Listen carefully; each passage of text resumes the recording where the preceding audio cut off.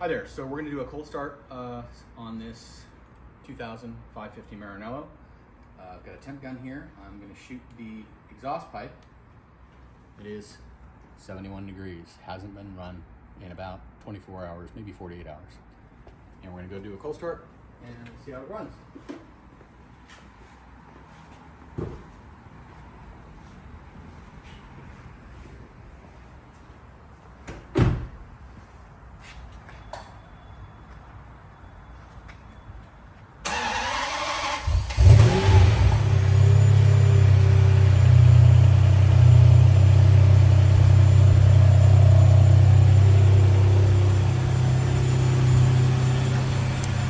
And we've got excellent oil pressure, and the check engine light went off. I think it was over here.